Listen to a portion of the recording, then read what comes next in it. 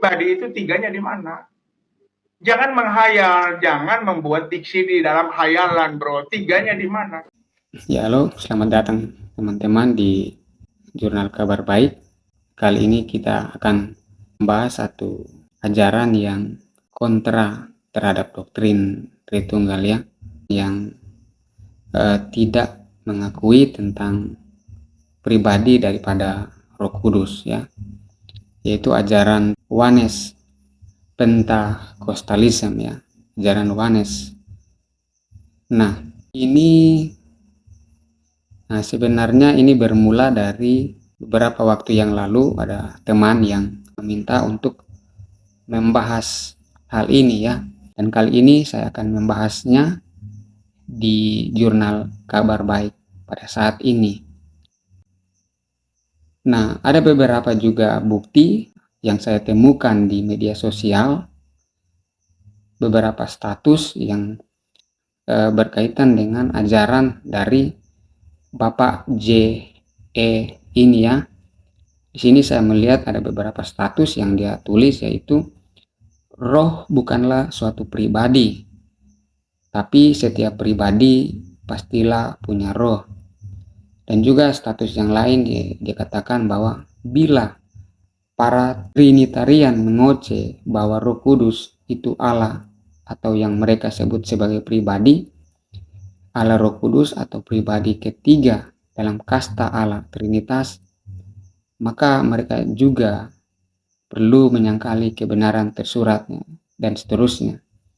Jadi Bapak JE ini dari status-statusnya yang ada memang kelihatannya dia menolak akan kepribadian daripada Roh Kudus itu sendiri. Dan ajaran ini mirip dengan ajaran daripada Oneness ya, Oneness Pentakostalisme ya. Nah, sebenarnya apa itu Oneness Pentakostalisme ya? Nah, mari kita lihat. Nah, Oneness Pentakostal ya, adalah sebuah aliran Kristen heterodoks yang lahir di Amerika pada tahun 1913. Nah, sebagai wujud perpecahan dari gerakan Kristen Pentakosta. Pencetus aliran ini adalah pendeta Kanada keturunan Skotlandia, yakni Robert McAllister, yang membuat formula baptisan baru atas nama Tuhan Yesus. Jadi formula baptisannya itu hanya atas nama Tuhan Yesus ya, only Jesus ya. Nah, salah satu sebutan untuk aliran ini juga yaitu only Jesus ya. Nah, ajaran McAllister ini kemudian disebarkan oleh muridnya, yaitu seorang pendeta keturunan Jerman yakni Josh Skype. Nah, doktrin kristologi dari Oneness Pentakostalisme ini mengatakan bahwa Bapa, Putra, dan Roh Kudus adalah nama berbeda untuk sosok yang sama, dan Kristus adalah inkarnasi dari Bapa di masa lalu. Jadi tidak percaya adanya kesatuan hipostatis antara keilahian dan kemanusiaan Kristus. Oneness juga menekankan keselamatan yang bersyarat dengan baptisan selam dalam nama Tuhan Yesus saja. Jadi sekali lagi mereka only Jesus ya. Nah, jadi itu sejarah singkat mengenai Oneness ini. Rupanya ajaran ini memang muncul dari gerakan Kristen Pentakosta. Jadi mungkin ini salah satu sebabnya sehingga banyak juga pendeta-pendeta dalam aliran Pentakosta yang menganut ajaran Oneness ini, karena memang munculnya dari gerakan Pentakosta ya. Secara garis besar doktrin ini merumuskan bahwa Allah hanya terdiri dari satu oknum saja yang kemudian bermanifestasi dalam 3 periode karyanya, yaitu sebagai Bapa, sebagai Anak, dan berkarya dalam Roh Kudus. Nah, doktrin ini muncul dari sebagian kalangan Pentakosta Sehingga doktrin ini juga dinamakan Oneness Pentecostalism. Nah, jadi dari sini kita bisa melihat bahwa mereka hanya berfokus pada Yesus saja, ya. Dan Roh Kudus itu bukanlah pribadi Allah, ya. Roh Kudus itu hanyalah sebuah pengaruh, hanyalah sebuah daya yang aktif, ya. Dia bukan pribadi, dia bukan person. Nah, ini ajaran ini kalau seperti itu berarti itu bertentangan dengan konsep Tritunggal yang selama ini dipegang oleh gereja secara umum, ya, yang sudah dipegang berabad-abad. Nah, ini sangat bertentangan atau tidak sepaham dengan doktrin Trinitas secara umum, yaitu di mana meyakini bahwa ada 3 pribadi dalam satu hakikat, ya, yaitu Bapa, Anak, dan Roh Kudus, dan memiliki hakikat yang sama, yaitu adalah Allah. Mereka adalah Allah, ya, dalam yang menyatakan dirinya dalam 3 pribadi, ya, Bapa, Anak, dan Roh Kudus, ya. Nah, sedangkan Oneness mereka only Jesus saja, ya. Yesus itu perwujudan dari Bapa, sedangkan Roh Kudus itu hanyalah sebuah pengaruh atau daya aktif, ya. Nah, kita lanjut, ya. Nah, sebelum kita lanjut membahas tentang pribadi Roh Kudus, nah, saya mau membahas dulu tentang konsep Tritunggal. Nah, Tritunggal ini dinyatakan di dalam Alkitab, ya. Kalau kita melihat dalam penciptaan, di sana Roh Kudus juga terlibat dalam penciptaan. Dalam Kejadian pasal 1, Roh Allah melayang-layang, dan juga dikatakan, ya, dalam Kejadian pasal 1 ayat 26, di sana dikatakan baiklah kita, ya. Di situ secara implisit ada makna jamak di sana kata kita, yang dipercaya bahwa ada keterlibatan Roh Kudus juga di situ dalam penciptaan, yang menyatakan ada konsep Tritunggal di situ.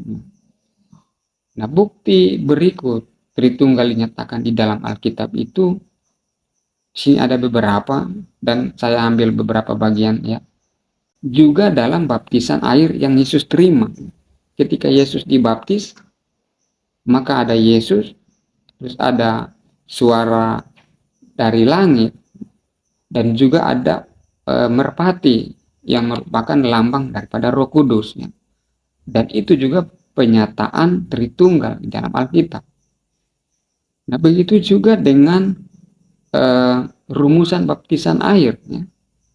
Dalam Matius pasal 28 ayat 19 sana dikatakan, dan baptislah mereka di dalam nama Bapa, Anak, dan Roh Kudus. Ya, itu rumusan yang menyatakan konsep Tritunggal di dalam Alkitab. Dan juga waktu Yesus disalib, ya, dalam ketika dia mau mati, dia katakan bahwa Bapa, ke dalam tanganmu kuserahkan nyawaku. Dia menyebut Bapa dan dia sebagai anak. Itu juga pernyataan tentang konsep Tritunggal.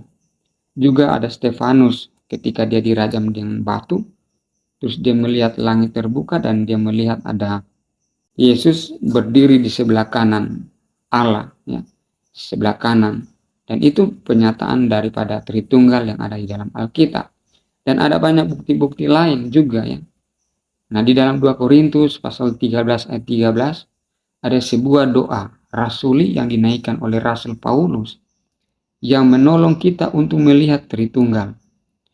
Nah, doa itu begini: kasih karunia Tuhan Yesus Kristus dan kasih Allah dan persekutuan Roh Kudus menyertai kamu.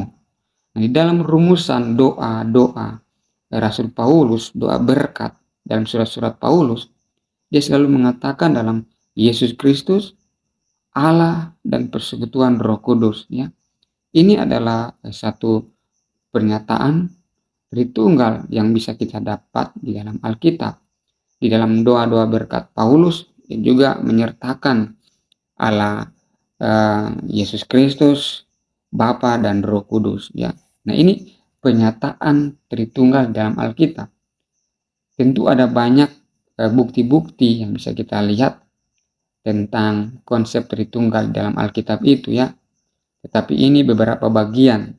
Tapi saya tidak akan membahas ini lebih jauh. Nah, Roh Kudus juga disebut sebagai anggota Tritunggal oleh Kristus ya. Tuhan Yesus secara jelas dia menyebut Roh Kudus sebagai anggota kealahan, yaitu di dalam Yohanes 15 ayat 26 dikatakan begini, jikalau penghibur yang akan kuutus dari Bapa datang, yaitu roh kebenaran yang keluar dari Bapa, ia akan bersaksi tentang aku. Kristus berkata bahwa ia akan mengutus seorang lain untuk menggantikannya setelah ia naik ke surga. Nah, pengganti itu adalah Roh Kudus sendiri, pribadi ketiga dari Tritunggal. Roh Kudus berasal dari Allah Bapa, sama halnya seperti Allah Anak ya. Di sini Yesus juga menyatakan tentang konsep Tritunggal. Ada Yesus dan ada Roh Kudus yang akan diutus dan ada Bapa. Ini juga penyataan Tritunggal yang kita bisa temukan di dalam Alkitab. Dan ini juga dikatakan oleh Kristus Yesus ya. Sama halnya dengan rumusan baptisan air. Yesus katakan baptislah mereka dalam nama Bapa, Anak dan Roh Kudus. Itu menyatakan tiga pribadi yang setara ya, Bapa, Anak dan Roh Kudus, bukan dalam bentuk hierarki ya. Bapa lebih tinggi daripada Anak, tidak. Tetapi itu menyatakan tiga kesetaraan Bapa, Anak dan Roh Kudus. Nah, di sini juga di dalam Yohanes 15 ayat 26 Yesus juga menyatakan tentang konsep Tritunggal itu sendiri ya. Nah, Roh Kudus juga disebut sebagai Allah dan Tuhan. Melalui ayat-ayat di Alkitab, kita dapat melihat bahwa Roh Kudus itu disebut Allah. Nah, dalam kisah di mana Ananias berbohong kepada Roh Kudus ya. Petrus berkata di dalam Kisah Para Rasul pasal 5 ayat 3 sampai 4. Ananias, mengapa hatimu dikuasai iblis sehingga engkau mendustai Roh Kudus dan menahan sebagian dari hasil penjualan tanah itu? Engkau bukan mendustai manusia, tetapi mendustai Allah. Nah, di sini Roh Kudus secara jelas disebut sebagai Allah di dalam perikop ini ya. Dalam kisah Ananias ini, di sini Roh Kudus jelas dikatakan sebagai Allah. Jadi dia bukan hanya pengaruh, dia bukan hanya daya aktif, tetapi dia benar-benar juga adalah Allah itu sendiri. Nah, Roh Kudus bukanlah suatu pengaruh. Roh Kudus tidak boleh dilihat sebagai sekadar suatu pengaruh. Banyak orang percaya dirampas dari hubungan pribadi Roh Kudus karena mereka berpikir bahwa Roh Kudus merupakan pengaruh, kuasa atau energi yang tidak berpribadi. Memang benar bahwa Roh Kudus mempengaruhi hidup orang percaya dan dia dinyatakan sebagai kuasa Allah. Tetapi Roh Kudus adalah suatu pribadi ya. Nah, mari kita lihat bukti-bukti daripada kepribadian Roh Kudus itu sendiri. Apa bukti bahwa Roh Kudus itu adalah suatu pribadi, suatu person ya. Nah, yang pertama, ia memiliki pikiran ya. Roh Kudus memiliki pikiran. Rasul Paulus menyatakan dalam Roma pasal 8 ayat 27 bahwa ia yang menyelidiki hati nurani mengetahui pikiran roh itu. Pikiran roh itu. Yaitu bahwa ia sesuai dengan kehendak Allah berdoa untuk orang-orang kudus. Nah, dari ayat ini kita mengerti bahwa Roh Kudus memiliki pikiran. Pikiran tidak memiliki kaitan dengan suatu pengaruh. Itu adalah salah satu kunci atribut dari seorang pribadi. Bagaimana mungkin kalau pengaruh itu mempunyai pikiran? Bagaimana mungkin kalau dia hanya pengaruh tapi bisa mempunyai pikiran? Nah, yang mempunyai pikiran itu adalah pribadi, person ya. Nah, di dalam Kisah Para Rasul pasal 15 ayat 28, rasul-rasul menyatakan, sebab adalah keputusan Roh Kudus dan keputusan kami, supaya kepada kamu jangan ditangguhkan lebih banyak beban daripada yang perlu ini. Di dalam situasi di dalam Kisah Para Rasul 15 ini, Roh Kudus sedang menyatakan pikiran-pikirannya secara jelas kepada para rasul mengenai peraturan-peraturan yang patut diperhatikan oleh orang-orang non-Yahudi. Jadi, kita memiliki sebuah contoh yang baik tentang pikiran roh di sini. Jadi ini ya, Roh Kudus itu mempunyai pikiran. Nah, kalau dia mempunyai pikiran, bagaimana mungkin dia hanya sekedar pengaruh? Dia hanya sebagai angin, sebagai hembusan angin. Dalam etimologi, Roh Kudus itu dalam bahasa Ibrani-nya ruach. Di dalam bahasa Yunani-nya adalah pneuma, yang artinya angin atau nafas. Tetapi kalau hanya sebatas angin dan nafas, kalau angin itu tidak punya pikiran, nafas tidak punya pikiran. Nah, bukti berikut, mari kita lihat. Nah, ia memiliki kehendak. Ketika Rasul Paulus sedang menyebut tentang pembagian 9 karunia Roh Kudus, di dalam 1 Korintus 12 ayat 11, ia berkata begini, tapi semuanya ini dikerjakan oleh Roh yang satu dan yang sama, yang memberikan karunia kepada tiap-tiap orang secara khusus, seperti yang dikehendakinya. Perhatikan, dia memiliki kehendak. Karena itu Roh Kudus juga memiliki kehendak. Roh Kuduslah yang menentukan karunia-karunia yang mana yang patut kita miliki. Dan ia membagikan beberapa karunia kepada setiap orang percaya seperti yang dikehendakinya. Nah, kalau hanya pengaruh, kalau tidak berkepribadian, bagaimana dia di sini bisa dikatakan punya kehendak? Nah, kalau dia punya kehendak, berarti dia adalah berkepribadian. Dia adalah suatu pribadi. Nah, mari kita lihat selanjutnya. Nah, Roh Kudus juga memiliki perasaan. Ya. Dia memiliki emosi-emosi dan perasaan. Paulus, dia menulis kepada orang-orang percaya di Efesus. Begini dia katakan, dan janganlah kamu mendukakan Roh Kudus Allah yang telah memeteraikan kamu menjelang hari penyelamatan. Yesaya 63:10 berbicara tentang bangsa Israel yang memberontak, yang mendukakan Roh Kudus. Jika kita tidak menaati Tuhan dan melakukan hal-hal yang tidak berkenan kepadanya, kita mendatangkan duka cita kepada Roh Kudus. Kadang-kadang kita dapat merasakan duka cita yang kita buat terhadapnya, karena Roh Kudus memiliki kemampuan untuk mengkomunikasikan perasaan-perasaannya ke hati kita. Roh Kudus pun sangat berbelas kasihan, karena ia berusaha menghasilkan kasih dan semua buah roh lainnya di dalam hidup kita. Jadi dia punya perasaan, dia punya emosi, buktinya dia bisa didukakan. Ya. Dia bisa merasa sedih dan lain sebagainya. Nah, kalau dia punya perasaan, bagaimana mungkin dia bukan pribadi? Yang berperasaan berarti adalah sebuah pribadi. Nah, mari kita lihat selanjutnya. Ya. Nah, ia dapat dibohongi. Ya.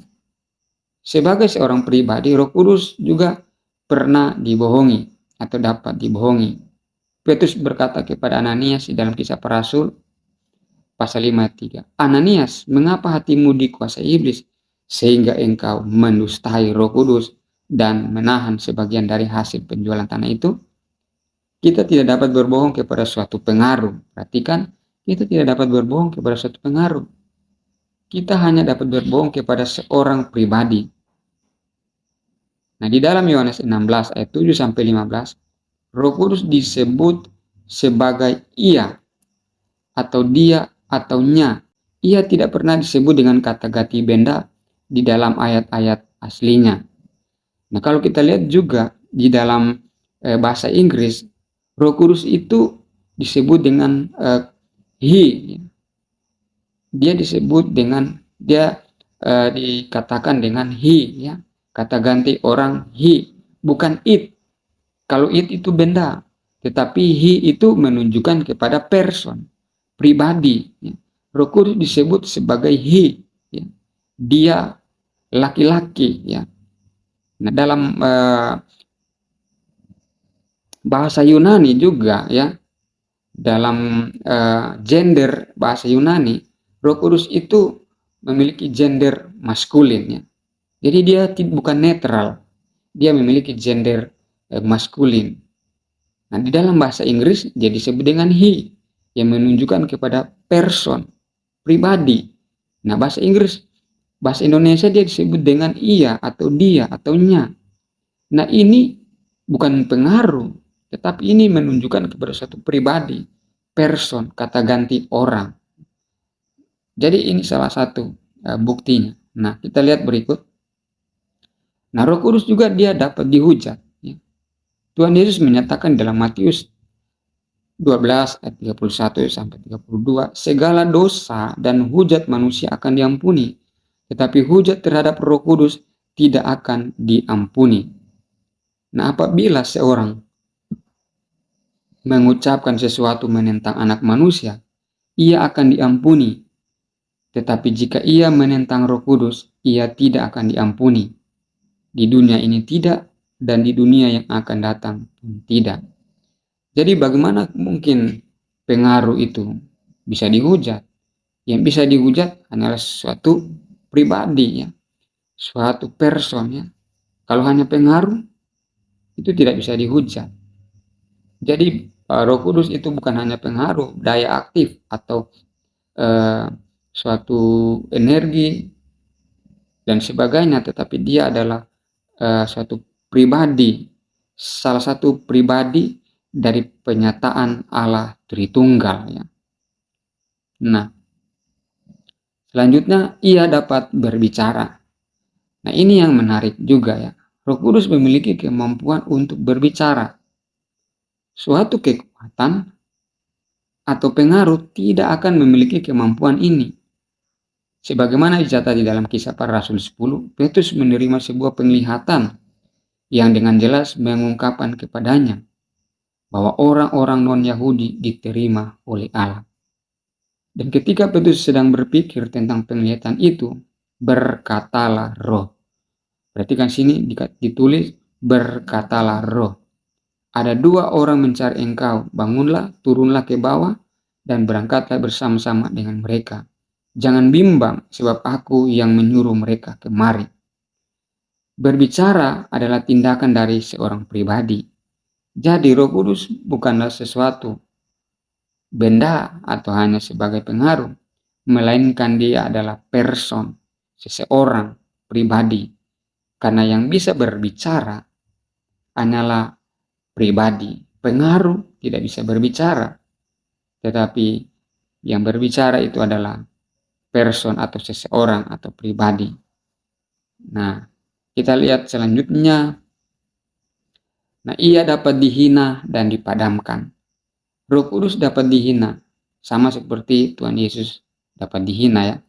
Di dalam Ibrani pasal 10 ayat 9 kita membaca, betapa lebih beratnya hukuman yang harus dijatuhkan atas dia yang menginjak-injak anak Allah, yang menganggap najis darah perjanjian, yang menguduskannya, dan yang menghina roh kasih karunia. Roh Kudus dapat dihina melalui tindakan-tindakan dan perkataan kita. Jika kita berpaling kepada jalan-jalan kita yang lalu setelah kita mengenal Tuhan sebagai juru selamat, kita menghina Roh Kudus. Nah, lebih lanjut dijelaskan Paulus memberitahu kita di dalam 1 Tesalonika pasal 5:19, janganlah padamkan roh. Ketujuh butir mengenai pribadi Roh Kudus menawarkan fakta dan bukti bahwa yang menakjubkan bahwa Roh Kudus itu sungguh-sungguh seorang pribadi dan bukan hanya sekedar suatu pengaruh. Jadi dia berkepribadian. Nah, apa yang dapat kita simpulkan dari pembahasan kita di jurnal Kabar Baik pada kali ini? Kesimpulan yang bisa saya berikan di sini yaitu Roh Kudus adalah pribadi Allah. dalam ketritunggalan Allah. Roh Kudus bekerja dari perjanjian lama hingga perjanjian baru. Bahkan sampai saat ini, pekerjaan Roh Kudus masih kita boleh rasakan. Ketika Allah menciptakan langit dan bumi, Roh Kudus bekerja dalam penciptaan itu. Dalam kitab Kejadian, kalau hanya pengaruh, bagaimana mungkin dia bisa terlibat dalam penciptaan? Nah, dalam perjanjian lama, pekerjaan Roh Kudus diantaranya mengilhami para nabi untuk menyampaikan firman Allah kepada umat yang ada pada saat itu. Dia memakai bahkan mengurapi nabi-nabi pada saat itu untuk menyampaikan perkataan Allah yang ingin Allah sampaikan dan sebagainya. Nah, sebagai pribadi, maka Roh Kudus memiliki pengetahuan, dia memiliki kehendak, dia memiliki pikiran, dia memiliki perasaan. Kalau dia memiliki pengetahuan, pikiran, perasaan, kehendak, bagaimana mungkin dia hanya pengaruh? Yang memiliki pengetahuan, pikiran, perasaan, kehendak, itu adalah pribadi, itu adalah suatu person ya. Nah, karya Roh Kudus dalam perjanjian baru yaitu mengajar, memberi kesaksian tentang Allah, membimbing kepada kebenaran, dan meyakinkan orang dalam kebenaran. Roh Kudus datang untuk melanjutkan pekerjaan Kristus dalam pelayanannya di muka bumi ini. Karya Roh Kudus akan terus bekerja. Jadi ini yang bisa saya berikan untuk menanggapi ajaran daripada Bapak JE yang dimintai oleh sahabat saya untuk dibahas. Nah, sebagai orang-orang Pentakosta, mari kita tetap percaya, mari kita tetap memiliki keyakinan yang kuat bahwa kita menyembah satu Allah yang menyatakan dirinya dalam 3 pribadi yang kita sebut dengan Bapa, sebagai Anak, dan sebagai Roh Kudus. Ketiganya yang esa dan memiliki kesetaraan yang setara, Bapa, Anak, dan Roh Kudus. Terpujilah Dia, kudus, kudus, kuduslah namanya. Demikianlah Tuhan Yesus memberkati.